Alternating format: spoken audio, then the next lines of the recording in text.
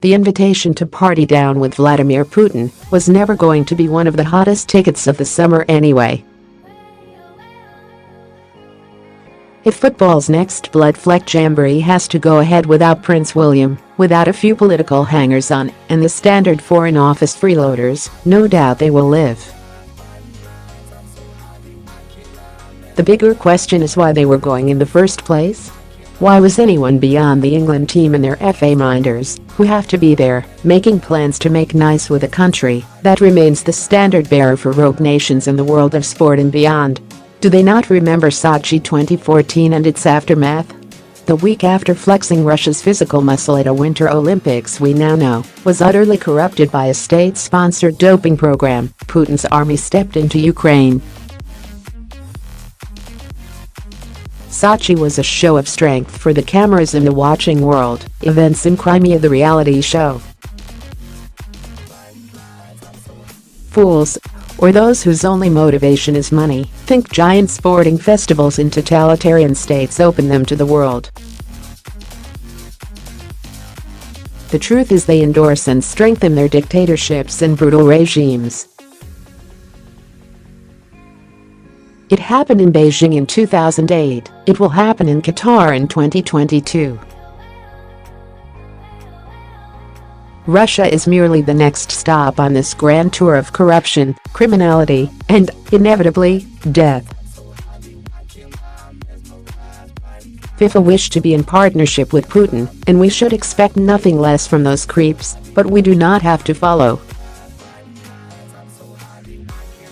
Quite how a partial boycott of Russia's World Cup will cut across the FA's plan to crawl back up the fundament of some pretty despicable individuals and organizations because they think there may be a World Cup in it down the line, remains to be seen. But if it needs the government to advise them to focus on home affairs for a while, so be it. It will take many decades to sweep FIFA stables, and if you want to know the state of the place right now, there's a handy clip of film to watch. 100 Keeping Up Pies, 32 Legends was released on Tuesday to mark 100 days to the World Cup's first game in Moscow. A clock counts 100 as players from the 32 qualified countries, including Wayne Rooney, juggle and balance the ball. The sequence climaxes with an exchange of passes between Putin and FIFA President Gianni Infantino inside the Kremlin, heavily edited to make Putin appear better than he is. See how sport is used to burnish these reputations? See how any hint of endorsement is manipulated to promote respectability? Look at old Vladimir, there, having a kickabout with his mates, just like one of us. Poisoning British citizens on the streets of Salisbury? He's just one of the lads, messing about.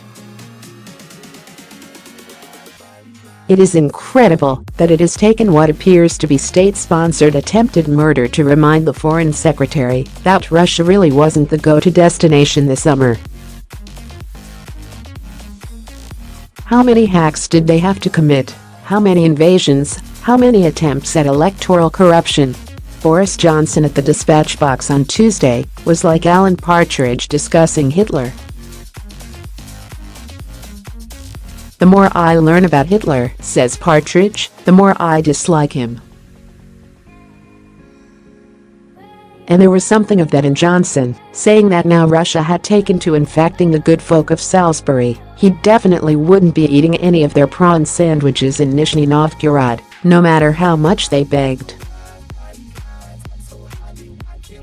Although, of course, as Johnson is the Mike Bassett England manager of foreign secretaries, he didn't actually say that. He said something else, and then his underlings had to ring round with an explanation that this more sensible version of foreign diplomacy was what he really meant to say. So this is what he said: if things turn out to be as many members suspect that they are, it will be very difficult to see how, thinking ahead to the World Cup this July, this summer, UK representation at that event could go ahead in the normal way. We will certainly have to consider that. And this is what he meant to say.